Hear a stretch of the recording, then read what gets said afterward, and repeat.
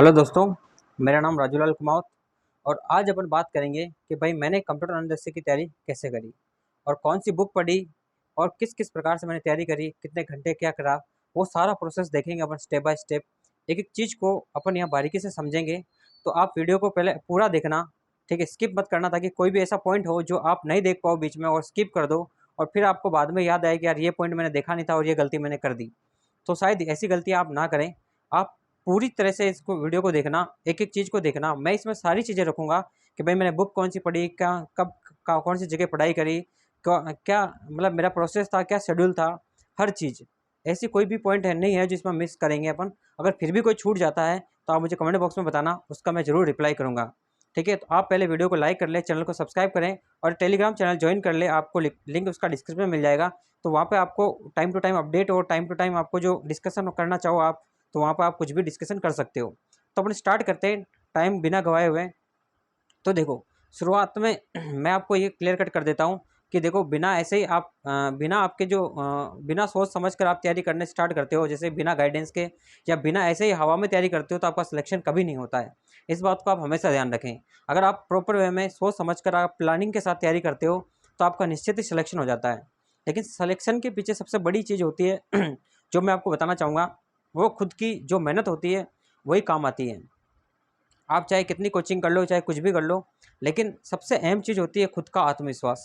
अगर आपको खुद के अंदर मतलब यूँ अच्छा लगता है कि यार ये इस एग्ज़ाम को मैं क्लियर कर सकता हूँ, आपको खुद के अंदर से महसूस होता है। मान लो कि यार जैसे आपने किसी एग्ज़ाम का फॉर्म भरा, जैसे मान लो कंप्यूटर अंदर से का ही भरा। अगर आप तैयारी कर रहे हो और आपको लगता है कि यार ये मेरा फील्ड अच्छा है और मैं इसमें तैयारी करूँगा तो मैं डेफिनेटली सक्सेस हो जाऊँगा, और आपको ऐसा फील होता है और आप उस एग्ज़ाम की तैयारी करते हो, तो आप उस एग्ज़ाम में बेहतर परफॉर्म कर पाते हो और उस एग्ज़ाम में अच्छे से सिलेक्शन ले पाते हो। अब लोग कहते हैं कि आपने तो ऐसे ही आप तुक्के से लग गए या ऐसे ही लग गए, तो तुक्के से कोई नहीं लगा।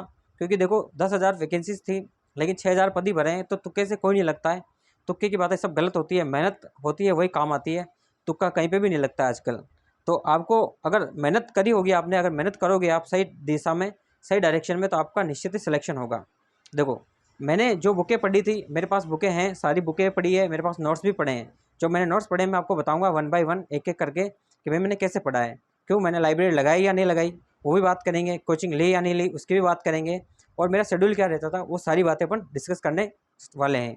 तो अपन स्टार्ट करते हैं सबसे पहले।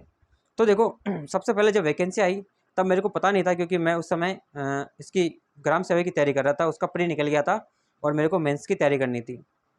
ठीक है, लेकिन अचानक से ये वैकेंसी आ गई थी, तो मुझे लगा था कि यार अपना वीडियो में कोई इंटरेस्ट भी नहीं आ रहा था और मुझे नहीं लग रहा था कि यार कोई होगा। फिर मैंने क्या करा कि इस वैकेंसी में फॉर्म भर के इसकी तैयारी स्टार्ट कर दी। लेकिन मेरे लिए सबसे बेनिफिट ये था कि मैंने पहले राजस्थान के एग्ज़ाम में देखा जाए तो पटवारी और ग्राम सेवक, इन दो एग्ज़ाम की मैंने अच्छे से तैयारी करी हुई थी। तो मेरे लिए थोड़ा सा जीके के लिए प्लस पॉइंट था और थोड़ा सा नॉलेजेबल था कि ये जीके वाले पार्ट में कैसे क्या क्वेश्चन पुटअप होते हैं। क्योंकि इतनी तैयारी करने के बाद पटवारी में आज 6-7 महीने तैयारी करने के बाद और फिर वीडियो की तैयारी करने के बाद फिर उनके क्वेश्चन आंसर देखने के बाद थोड़ा एक आइडिया लग जाता है। और एक और प्लस पॉइंट था कि मैं जब पटवारी की तैयारी नहीं कर रहा था, उससे पहले मैं सेंटर की तैयारी कर रहा था। सेंटर की वैकेंसीज आती है, एसएससी, रेलवे, बैंक, और उसके बाद एलआईसी वेलआईसी, जो भी और बीच में कुछ वैकेंसी आती है, तो इनकी तैयारी कर रहा था। उस समय मेरा रीजनिंग पे पकड़ थी, मैथ पे थी।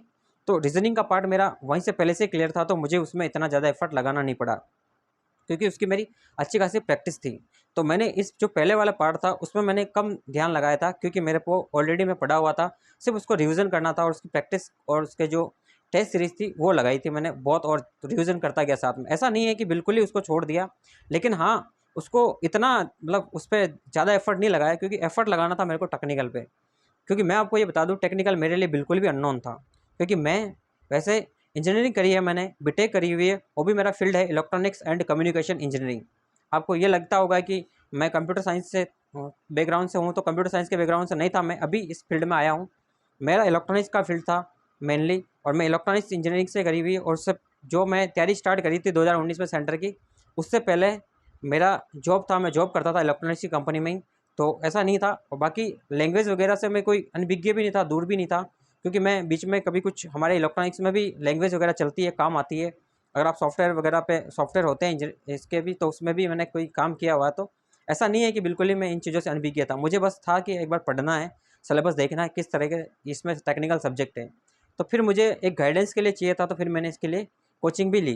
मैं ये नहीं कहता मैंने कोचिंग नहीं ली, कोचिंग ली, ऑनलाइन कोचिंग ली। कोचिंग से सिर्फ ये रहा कि मेरे को क्या पढ़ना है, क्या नोट्स बनाने हैं, बस एक वो मिल गया था मेरे को गाइडेंस, फिर बार बार मुझे उसी को पढ़ना था।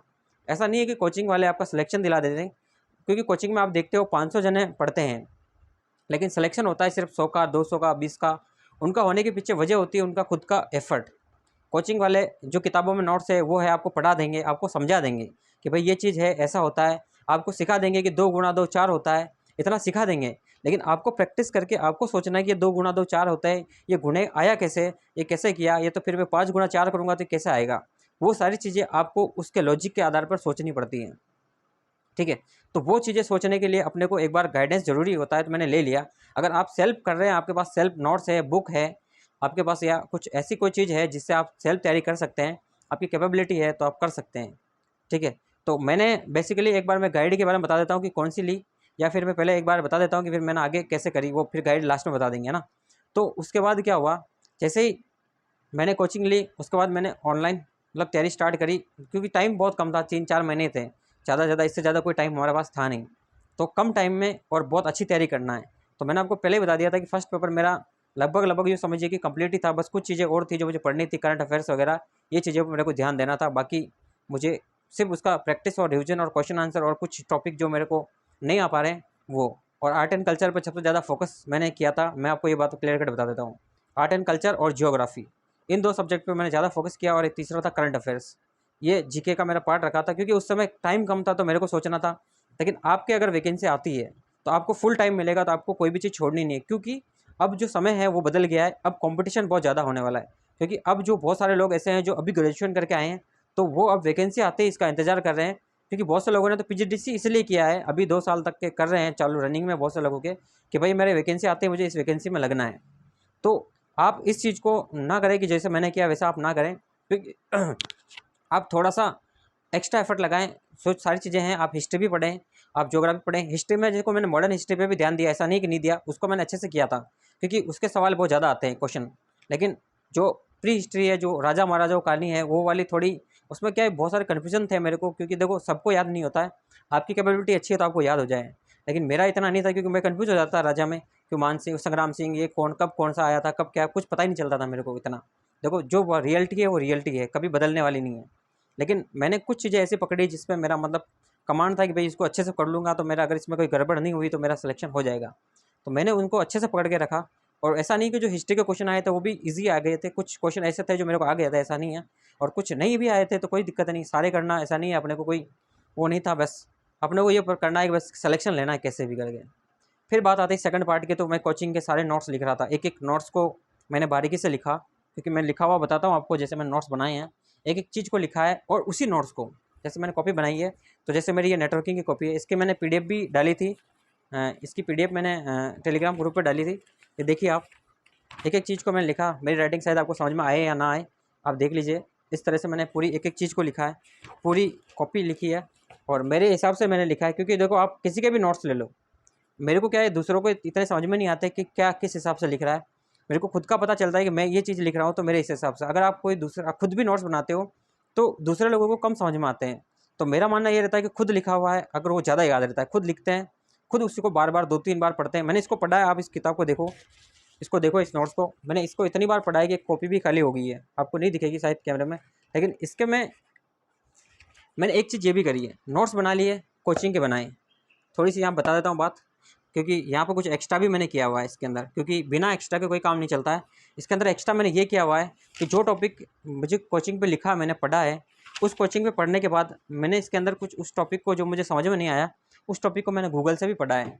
गूगल पे 2-3 साइटें थी, W3 करके कुछ एक थी, स्कूल करके, और 1-2 साइटें और थी, मुझे नाम एक्चुअल में याद नहीं आ रहे हैं। लेकिन उन साइटों से मैंने एक, वो पॉइंट व्यू थी कुछ करके थी एक, एक्चुअल में पॉइंट व्यू करके कुछ ऐसी ऐसी साइट थी, और उसमें रेड कलर का ऐसा आइकन आता है उसका, उस टाइप की एक साइट थी। और 1-2 साइटें और थी जिन पे उस पर अकाउंट क्रिएट करके उस पर पढ़ा जाता, पूरा टॉपिक आ जाता था। वो इंग्लिश मीडियम आता था, तो उसको अच्छे से मैंने वहाँ से पढ़ा था। और फिर उसको साथ साथ में जो ये कॉपी दिख रही है आपको, नोट्स दिख रहे हैं, इस नोट्स के अंदर लिखा है मैंने, जगह छोड़ता गया। मैं अगर कोई टॉपिक लिख रहा था तो उसका मैंने जगह छोड़ी थी और इसके अंदर लिखता गया। देखो मैंने सबसे पहले इसमें देखो, चला कॉपी को स्टार्ट करते ही मैंने यहाँ पे सिलेबस लिखा है कि भाई इसमें क्या क्या पढ़ना है। सिलेबस पूरा लिखा है कि इस कॉपी में मेरे को पहले इस कॉपी में मैंने क्या क्या पढ़ना है, टॉपिक क्या है मेरे, क्योंकि देखो सिलेबस देखना सबसे ज़्यादा इंपॉर्टेंट चीज़ है। सबसे पहला काम होता है आपको सिलेबस का एनालिसिस करना। पढ़ भी लिया आपने सब कुछ, लेकिन अगर आपने सिलेबस को एनालिसिस नहीं किया और सिलेबस नहीं देखा तो आपको पता ही नहीं चलेगा आपको क्या पढ़ना। आधा काम वही हो जाता है जब आप सिलेबस देखते हो। तो मैंने कहा ना कुछ चीज़ें बीच में याद आएगी तो मैं बीच में बताता जाऊँगा। तो सबसे पहले अहम चीज़ ये होती है स्टार्टिंग से पहले कि आप उसका सिलेबस देखो। सिलेबस अच्छे से अगर आपने देख लिया तो आप उसको मतलब अच्छे से पता रहता है कि आपको कि एक टास्क मिल जाता है आपको कि भाई ये मेरा पर्टिकुलर टास्क है कि मेरे को ये टॉपिक इस सब्जेक्ट में ये टॉपिक पढ़ने हैं। ठीक है, उसमें से जो टॉपिक नहीं आए थे मैंने गूगल पे देख के कुछ चीज़ें नोट्स में नहीं थी, उस नोट्स में मैंने उतारी है। फिर उसके क्वेश्चन आंसर भी गूगल पे देखे हैं। गूगल पे टॉपिक वाइज क्वेश्चन मिल जाते हैं, इसके बहुत सारे क्वेश्चन आंसर थे। और कुछ प्रीवियस ईयर क्वेश्चन आंसर जो एग्जाम में आए थे उसके एक पीडीएफ भी जो सर्कुलेट हो रही थी बहुत सी जगह और गूगल पे भी मिल गई थी। गूगल पे भी थी वो पीडीएफ, तो उसको निकाल के उसको भी मैंने पढ़ा था। उसके सवाल बहुत सारे किए थे मैंने। इसी प्रकार से मैंने अदर सब्जेक्ट के भी नोट्स बनाए हैं। देखो आप, ऐसा नहीं है कि नहीं बनाए हैं। ये देखो, ये है अपने पास सी लैंग्वेज के हैं सारे, इसका लैंग्वेज आ गई इसके अंदर। देखो आप पीछे इसके अंदर मैंने लैंग्वेज के साथ ये देखो जावा सी, इसमें सारी लैंग्वेज आ गई। देखो आप इनकैप्सुलेशन, ये सी इसके जावा के इसके नोट्स है, ये ओप्स के कॉन्सेप्ट है। तो ये पूरी एक लैंग्वेज की कॉपी थी मेरी जो मैंने इसमें बनाई थी। उसके अलावा फिर मेरे आगे देखो आपकी ऑपरेटिंग सिस्टम के ये नोट्स है। देखो आप ऑपरेटिंग सिस्टम के लिखे हुए हैं हाथ से। उसके बाद फिर आगे देखो बीच में डाटा स्ट्रक्चर के आगे, बीच में डाटा स्ट्रक्चर के आगे ये थोड़ा अच्छा सब्जेक्ट था, मेरे को अच्छा लगता था। मैंने इसको भी एडिशनल पढ़ा था इसको। इसके जो कॉन्सेप्ट थे वो थोड़े मेरे को अगर कम समझ में आए थे कोचिंग पे, तो मैंने इन कॉन्सेप्ट को क्या किया था, इसको यूट्यूब पे भी पढ़ा था मैंने इसको। यूट्यूब पे भी एक चैनल था अच्छा जो मेरे को समझ में आया था, वहाँ पे एक गेट्स मैस्टर करके कुछ चैनल था। तो वहाँ पे इसके कॉन्सेप्ट थे जो काफ़ी अच्छे समझ में आए। ट्री ग्राफ इनके जो कैसे कैलकुलेशन करनी, क्योंकि एक क्वेश्चन भी आए थे इसे ट्री ग्राफ से रिलेटेड इस टाइप के। तो वहाँ से थोड़ा एक मतलब आइडिया मिला था और अच्छा मिला था, प्रैक्टिस अच्छी करी। फिर इसके बाद क्वेश्चन आंसर लगाए बहुत सारे उन साइट से जो मैं बता रहा था वेबसाइट, फिर उनसे बहुत सारे क्वेश्चन निकाले, वहाँ क्वेश्चन लगाए, तो अच्छी प्रैक्टिस हो गई थी मेरी। और उसके बाद मेरे पास बुकें थी जो मैंने बुकें नहीं पढ़ी थी, बुकें खरीद के लाया था। मैं आपको बता देता हूँ टेक्निकल की 2 बुकें खरीदी थी मैंने। 2 बुकें खरीदी थी मैंने, लेकिन पढ़ा एक को पढ़ा था थोड़ा बहुत और बाकी एक को मैंने बिल्कुल ही टच नहीं किया है। जिसको पढ़ा था वो ये बुक थी, ये सबने पढ़ी थी, लेकिन इसका कुछ सेंस नहीं था, इसमें क्वेश्चन आंसर इतने नहीं थे लेवल के आए।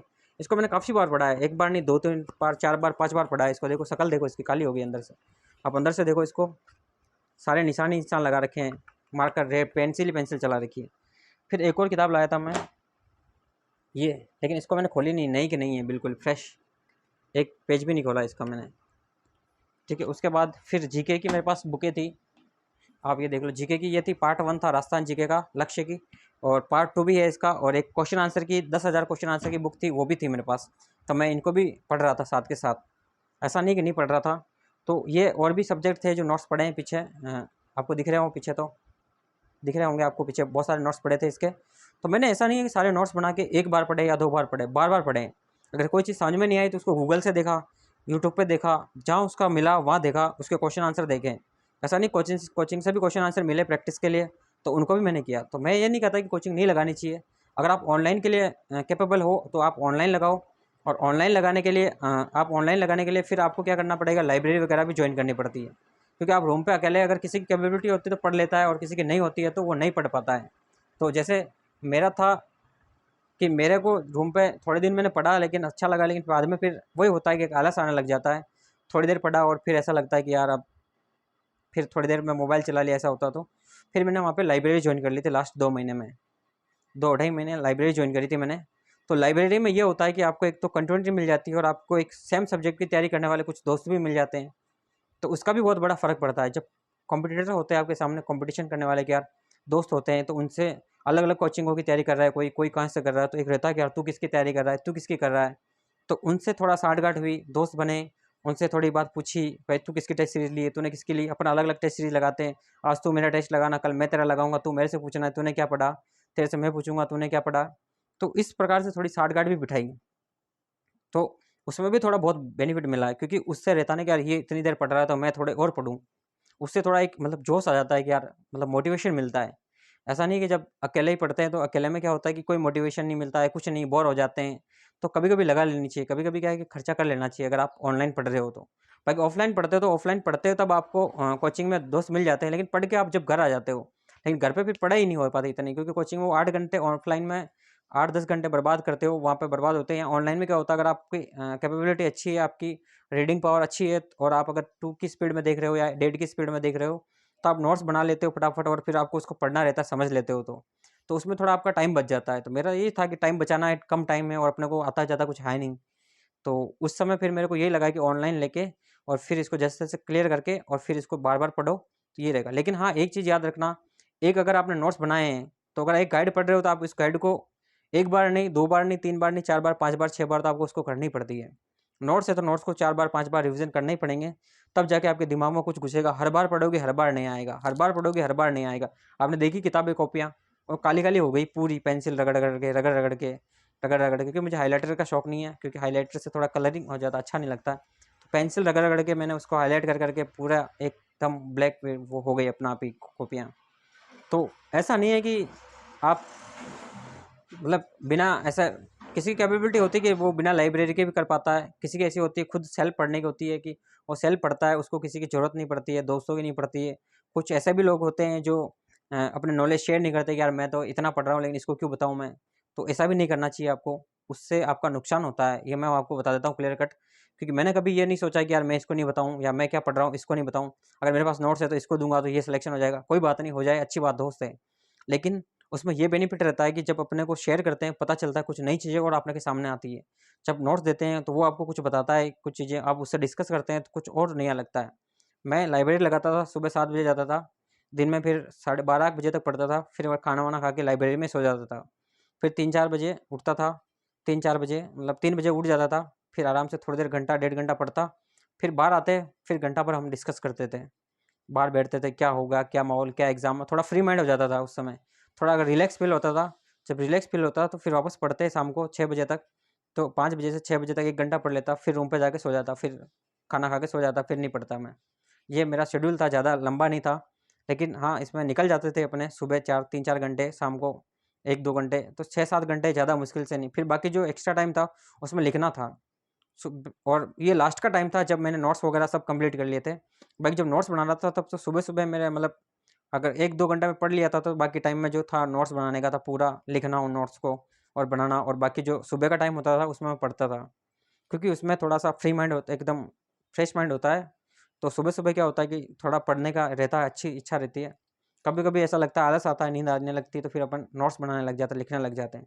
हाँ, लाइब्रेरी में ये सुविधा रहती है कि आप जब ऑनलाइन पढ़ते हो, तो आपको नेट की कनेक्टिविटी अच्छी मिल जाती है, और भी बहुत सारे बेनिफिट मिलते हैं। आपका पैसा वसूल हो जाता है, ऐसा नहीं है कि आपका पैसा वसूल नहीं होता। आप रिचार्ज कराते हो, तब भी आप उस क्लासों को ढंग से नहीं ले पाते हो। मैं इसी से ज़्यादा परेशान होके फिर लाइब्रेरी का मैंने इसलिए सोचा था, लेकिन मेरे को वहाँ बहुत अच्छा मिला, फ़ायदा मिला। काफ़ी अच्छे दोस्त थे, काफ़ी अच्छा मतलब पढ़ने का माहौल था, एनवायरनमेंट हो गया था हमारा। 7-8 जने थे, लेकिन सिलेक्शन 3-4 का ही हुआ था। लेकिन फिर भी एक यूँ रहता है कि अच्छा लगा कि उनका भी हो जाना चाहिए था, लेकिन काफ़ी एक-एक नंबर से रह गया, कोई पॉइंट से रह गया, दुःख होता है। लेकिन उन्होंने भी काफ़ी अच्छी मेहनत करी है। ऐसा नहीं कह रहे कि उन्होंने मेहनत नहीं करी, काफ़ी अच्छी खूब मेहनत करी है। मैं देखता था, मेरे से तो ज़्यादा पढ़ते थे, दिन में भी नहीं सोते थे, ऐसे बंदे थे। मैं तो दिन में सो जाता था 2 घंटे, लेकिन वो दिन में 2 घंटे सोना तो दूर की बात है, मतलब पूरा लगातार पढ़ना ही था उनका। पूरे 8-8, 10-10 घंटे वो पढ़ते थे। मैं देखता था तो मेरे को लगता था यार मेरा सिलेक्शन नहीं होगा, लेकिन इनका हो जाएगा यार, कितना पढ़ते हैं यार। मेरे को लगता था इनका तो होना ही चाहिए कैसे भी हो। लेकिन कुछ रह जाते हैं, पता नहीं कैसे, या तो एग्ज़ाम में नहीं लिख पाते। मैं आपको हमेशा कहता हूँ कि आप यहाँ पे कितना ही अच्छा पढ़ते हो, आपको यहाँ कितना ही अच्छा नॉलेज हो, लेकिन जब एग्ज़ाम ऐसी चीज़ है, वहाँ पे बहुत से लोगों को डर लगने लग जाता है, और मेरे डर निकलने की वजह पीछे ये थी कि बहुत सारे एग्ज़ाम थे। आप देखिए, राजस्थान के मैंने एग्ज़ाम दे दिए, इसका दे दिया मैंने, पटवारी का दे दिया, ग्राम सेवक का दे दिया, ठीक है? उसके अलावा फिर एसएससी के बहुत सारे एग्ज़ाम दिए हैं। एसएससी के तो मैं 2016 से ही भरता आ रहा हूँ, लेकिन बीच में जॉब करता था, तब जॉब में पढ़ता था, जॉब करते-करते, तो इतनी तैयारी नहीं हो पाती थी, जितनी हो पाती थी देके भर देता। लेकिन मैंने 2000 यूँ समझिए 2000 मैं 2019 में मैंने एक्चुअल में तैयारी स्टार्ट कर दी थी एसएससी की। उसके बाद मैंने एसएससी के खूब एग्ज़ाम दिए। कुछ नंबर से रह जाता था, कभी रह जाता था, कभी फिर एलआईसी के भी दिए, बैंक के भी दिए, तो कभी प्री निकलता था, तो कभी मेन से नहीं निकलता था, तो इस टाइप से होने लग गया था सिचुएशन। जब प्रैक्टिस करते-करते तो धीरे-धीरे चीज़ें आने लग जाती हैं। तो वो भी एक मेरे लिए थोड़ा यूँ समझिए कि बेनिफिट था। तो ऐसा नहीं है कि आपकी चीज़ें कहीं-कहीं मतलब बिगड़ जाती है या कहीं न कहीं काम नहीं आती, सब जगह काम आती है। तो ये जर्नी थी कुछ, इसमें कुछ पॉइंट छूटे होंगे, कुछ पॉइंट आपको समझ में आए होंगे, कुछ नहीं आए होंगे। लेकिन मेरी ये जर्नी थी, यही जर्नी थी जो लाइब्रेरी से रूम से लाइब्रेरी पे थी, लाइब्रेरी से रूम, यही था मेरा, और कुछ नहीं था। पर यह है कि रूम पे इतनी नहीं हो पाती थी पढ़ाई, क्योंकि रूम पे आलस आने लग जाता था, फ़ोन देखने लग जाते थे, फिर क्लासें भी नहीं हो पाती थी, फिर रिवीजन प्रॉपर नहीं हो पा रहा था। तो फिर मैं सोच के लाइब्रेरी लगाई थी, और लाइब्रेरी लगाने के मेरे को बहुत फ़ायदे भी मिले हैं। तो आप भी अगर लगाए, अगर आप ऑनलाइन पढ़ें या ऑफलाइन पढ़ें, कोचिंग कौन सी लें ये आप पे डिपेंड करता है। मैंने कोचिंग ली थी, उस समय चल रही थी फ्लिक की चल रही थी, तो मैंने वो ली थी। उसके जो स्टाफ थे अब इन्फिक्यू में है, तो ये दोनों कोचिंग थी जो इसमें मैंने, उसके स्टाफ थे जो फ्लिकी वाली थी वो मैंने ली थी। तो आपको कौन सी लेनी चाहिए आप वो सोचो। मैं किसी की ब्रांडिंग नहीं करता, क्योंकि मेरा किसी से ब्रांडिंग का अपना ये नहीं है, लेकिन जो भी है आपकी सुविधा के लिए बता रहा हूँ तो मैं, कि आपको जो अच्छा लगे वो ले लो। ऐसा नहीं है कि कोचिंग तो बहुत सारी है यहाँ पे आपके, लेकिन वो लेना जिसमें पर्टिकुलर उसी की तैयारी करवाई जाए और पर्टिकुलर उस पर फोकस किया जाए। क्योंकि ऐसा होता है कि आप एक बड़ी कोचिंग में चले जाते हो, लेकिन क्या होता है बड़ी कोचिंग में क्या होता है कि किसी भी फैकल्टी को पकड़ के बिठा दिया जाता है, और फिर वो आप पढ़ते हो इतना, और वो दूसरी उसमें दूसरे कोर्स भी चल रहे होते हैं, तो वो उस कोर्स पे भी ध्यान देते हैं, इस पे भी ध्यान देते हैं, तो इतना पूरा नहीं कर पाते हैं। लेकिन इसमें जो इन्होंने क्या स्टार्टिंग इसी से करी थी, तो इसका पूरा फोकस इसी पे था। हाँ, कुछ देरी हुई थी, लास्ट में नोट्स वगैरह नहीं मिले थे टाइम पे क्वेश्चन आंसर नहीं मिले थे, तो हो जाता है, कोई दिक्कत नहीं। लेकिन आपके अनुसार आप सोचिए कि आपको क्या करना चाहिए, कोचिंग लेनी चाहिए या नहीं लेनी चाहिए, आपकी कैपेबिलिटी के ऊपर डिपेंड करता है। लेकिन कोचिंग आपका सिलेक्शन नहीं दिलाती, ये बात मैंने पहले ही कहा था। सिलेक्शन आपका आत्मविश्वास दिलाता है, आपकी मेहनत दिलाती है, आप कितनी मेहनत करते हो वो सिलेक्शन दिलाती है आपकी। कभी भी कोचिंग, तो आपने हमेशा, मैंने शुरू में एग्जांपल दिया था कि 500 लोग जाते हैं तो सबका सिलेक्शन नहीं होता है। इसलिए आप जब तक सेल्फ स्टडी नहीं करोगे, जब तक सेल्फ यहाँ से इधर उधर से आप चीज़ें नहीं लाओगे, तब तक आपका सिलेक्शन नहीं होगा। हाँ, एक चीज़ और बता देता हूँ मैं, कि जो मॉक टेस्ट है, सबसे ज़्यादा इंपॉर्टेंट पार्ट वो होता है कि मॉक टेस्ट आप कितने लगाते हो। किसी भी एग्जाम के लिए सबसे ज़्यादा इंपॉर्टेंट चीज़ होती है कि मॉक टेस्ट। अगर आप सबसे ज़्यादा बहुत बहुत सारे मॉक टेस्ट लगा लेते हो, तो आपको फिर यूँ लगने लग जाता है कि हाँ यार, ये चीज़ें इस टॉपिक में ये चीज़ें हैं, यहाँ से ये चीज़ें पूछी जाती है, तो थोड़ा एक आइडिया लग जाता है। तो मैं आपको सजेस्ट करूँगा कि जब आपका सिलेबस हो जाए, जब आप रिवीजन पे आएँ, तो आप मॉक टेस्ट लगाना स्टार्ट कर दें। आप 1 दिन छोड़िए, 1 दिन लगाएँ, आप 2 दिन लगाएँ, लेकिन जो मॉक टेस्ट लगा रहे हो, आप उस मॉक टेस्ट का एनालिसिस अच्छे अच्छे से करें, कि मैं कहाँ कमी कमी है मेरे अंदर, कहाँ कम आ रहे हैं नंबर मेरे पास, नंबर कम क्यों आ रहे हैं मेरे को। तो उस चीज़ का एनालिसिस बहुत ज़्यादा ज़रूरी है, आप उस चीज़ का एनालिसिस भी हमेशा अच्छे से करें। वो भी आपके लिए सबसे बड़ा रामबाण है। वो आपको सिलेक्शन की, मतलब यूँ समझिए कि आपको तरासेगा, जैसे मटका तो तराशते हैं ना लोग बाग, वो लोहा उसको पीट-पीट के लोहे को बना देता है, कुछ भी हथियार बनाने होते हैं तो उसी प्रकार से आप जब टेस्ट लगाते हो तो आपके अंदर क्लियरिटी आने लगती है। जब आपके नंबर कम आ रहे होते हैं, वो नंबर धीरे-धीरे बढ़ने लगते हैं। जब टॉपिक आप मतलब एक साथ नहीं पढ़ पाते पूरी बुक को, पूरे सिलेबस को, जितना भी सिलेबस है, लेकिन जब टेस्ट सीरीज़ लगाते हो तो पूरा सिलेबस एक साथ आपके साथ दिमाग में आ जाता है। तो ये भी सबसे बहुत बड़ी अहम बात है, कि एक साथ आपके दिमाग में सारी चीज़ें लाने के लिए आपको सबका मिश्रण चाहिए, और वो है एक टेस्ट सीरीज। आप टॉपिक वाइज टेस्ट सीरीज तब लगाएं जब आप पढ़ें, तो पढ़े, टॉपिक खत्म हुआ, उसके क्वेश्चन लगाएं, जितने भी मिलते हैं आपको 20, 30, 40, 50, 60, हर टॉपिक के हर लाइन के आपके क्वेश्चन मिल जाने चाहिए। तो उससे भी आपका टॉपिक क्लियर हो जाएगा। लेकिन ओवरऑल सिलेबस तभी कवर होगा जब आप फुल लेंथ टेस्ट लगाओगे, और फुल लेंथ टेस्ट आप इतने लगाना कि आप, उसकी कोई लिमिट नहीं होनी चाहिए। 10-20 ऐसे नहीं, 20-30 जितने हो उतने लगा लेना, और उनको सोल्व अच्छे से करना। कोई भी पॉइंट अगर नया लगता है आपको, तो उसको नोट्स में ज़रूर उतारना, नोट्स में लिख देना, और लाइन बना के लिख देना, चाहे उसको आपको जैसे समझ में आए वैसे लिख देना। और जब वापस नोट्स रिवीजन करो आप, तब आप उसको पढ़ना, और रिवीजन हमेशा नोट्स का करते रहना। नोट्स का रिवीजन ऐसे होगा, आप समझिए कि एक बार आपने नोट्स बना दिए बड़े, ठीक है, लेकिन एक बार आप पढ़ोगे नोट्स को, बनाए हुए खुद के नोट्स को भी अगर आप एक बार पढ़ते हो पहली बार में, तो आपको बहुत टाइम लगेगा। लेकिन जब दूसरी बार पढ़ते हो तो आपको कम टाइम लगेगा, तीसरी बार में कम, चौथी बार में कम, पाँचवीं बार में कम, छठी बार में बहुत कम, सातवीं बार में बहुत कम टाइम लगेगा। लेकिन हर बार आपको सामने नई चीज़ें आती रहेगी। तो आप ये भी ना करें कि आप रिवीजन ना करें, रिवीजन आपको बार बार करना है। मैंने आपको बताया ना, इतनी बार रिवीजन किया है इनका नोट्स का, और इतनी टेस्ट भी बहुत सारे लगाए हैं कि आप सोच भी नहीं सकते। अलग अलग कोचिंगों के, किसी दोस्त ने उस कोचिंग के लिए हैं, मैंने किसी और कोचिंग के लिए, तो उसका फ़ोन लेके मैंने लगाया, उसने मेरा लगाया। तो ऐसे कर कुरा के हमने एक कॉम्बिनेशन बिठाया, और उसमें उसके नोट्स मैंने पढ़े, उसके कोई क्वेश्चन आंसर कोचिंग वालों ने प्रोवाइड कराए, तो मैंने उस क्वेश्चन आंसर को सोल्व किया, उसने मेरे सोल्व किए। तो इस प्रकार से एक बहुत ज़्यादा, बहुत अच्छी चीज़ें कंटेंट मिल जाता है, तो आप उसको अच्छी से तैयारी कर पाते हो। तो कंटेंट के लिए ये, अगर आपको बेस्ट बुक नहीं मिलती है, तो आपके लिए सबसे बेस्ट रहता है, कोई अगर पढ़ा रहा है, किसी को नॉलेज है, तो आप उसके नोट्स ले लो, आप उससे पढ़ो। लेकिन कंटेंट अच्छा होना चाहिए। ऐसा नहीं है कि कंटेंट आपके पास नहीं है तो फिर आप कुछ भी पढ़ोगे छोटा मोटा कुछ ऐसा नहीं है तो उसका कुछ सोल्यूशन नहीं होगा। हाँ, ये बात ध्यान रखना, सिलेबस को आप देख के पढ़ना, सिलेबस को सामने रखना है, सिलेबस को कभी भी स्किप मत करना, सिलेबस पूरा सामने रखना, पूरा आपके सामने व्यू आना चाहिए, मुझे क्या पढ़ना, आपका विजन क्लियर कट होना चाहिए। आपको भटकना नहीं है कि भाई मेरे को ये भी पढ़ लूँ वो भी पढ़ लूँ, लेकिन सिलेबस में पढ़ो, जो है सिलेबस को पूरा पढ़ो। आएगा तो सबको आएगा, नहीं आएगा सिलेबस से बाहर तो किसी को नहीं आएगा, ये बात हमेशा ध्यान रखो, ठीक है। बाकी और भी कुछ चीज़ें छूट गई, बहुत सारी चीज़ें ऐसी है जो नहीं बता पाया मैं वीडियो में, जब सोच के आते हैं लेकिन रह जाती है, भूल जाते हैं, या एक समय में एकदम से याद नहीं आती है। लोग बोलते हैं कि आसान है, तुम तो बोल नहीं पाते हो या ऐसा नहीं कर पाते हो, तो ऐसा नहीं है। आप एक बार आना सामने कैमरे के और कुछ भी लेके मत आना, और एक बार आप बोल के दिखाना, 10 मिनट भी बोल के दिखाना, आपको आधी चीज़ें छोड़ 10% भी याद नहीं रहेगी, ऐसा भी होता है। इसलिए आप पढ़ाई भी इसी तरह से है कि अगर आप एक बार पढ़ते हो तो आपको कुछ याद नहीं रहता है, जब प्रैक्टिस कर लेते हो बार बार, एक बार, दो बार, तीन बार, चार बार, तो आपको सब कुछ याद रहने लग जाता है, और जब आप अच्छे मास्टर हो जाते हो तो फिर आपका सिलेक्शन डेफिनेटली हो जाता है। लेकिन उसके अंदर जब आपका सिलेक्शन होने वाला होता है, तब आपको अंदर से आवाज़ आने लग जाती है दिल से, इस बार तो मेरा पक्का होगा सिलेक्शन, क्योंकि इस बार मैंने बहुत मेहनत करी है, इस बार मैंने खुद से लग जाता है, अपना आत्मविश्वास बढ़ता है, खुद की इच्छा जागृत होती है। हाँ, एक बात और मैं भूल गया कहना, कि सिलेक्शन के लिए जब तक आपके अंदर खुद के अंदर मतलब पढ़ने की कैपेबिलिटी डेवलप नहीं होगी, खुद के अंदर नया करने की कुछ नहीं होगी कैपेबिलिटी, तब तक सिलेक्शन से आप बहुत दूर हो। अगर आपने कोई टॉपिक पढ़ा, आपने कोचिंग वालों ने पढ़ा दिया, इतना सा सिमट के पढ़ा दिया, आपने लिख लिया और उसको याद कर लिया बार बार, तो वो भी काम नहीं चलेगा। आपको अलग से उस टॉपिक में अलग से कुछ एक्स्ट्रा क्या है, वो भी आपको कहीं से नेट से देखना है, यूट्यूब से देखना है, या कहीं से सीखना है, तो वो भी आपको आना चाहिए टेक्निक, वो टेक्निक भी आनी चाहिए, क्योंकि किसी भी टाइप का क्वेश्चन आ जाए उस टॉपिक से छूटना नहीं चाहिए। जो पढ़ते हो उसको काफ़ी अच्छे तरीके से पढ़ो, ठीक है, तब भी आपका सिलेक्शन श्योर होगा। बाकी ऐसा नहीं कि आप मतलब किसी चीज़ को एक बार, ठीक है, इतना सा देख लिया, लिमिटेड पढ़ लिया तो नहीं होगा। ये बुकें थी मैंने आपको बताई थी, अब लिमिटेड चीज़ें थी तो लिमिटेड मेरे को लगा था कि इतना लिमिटेड, इतना बड़ा सिलेबस, तो लिमिटेड तो आने वाला नहीं है।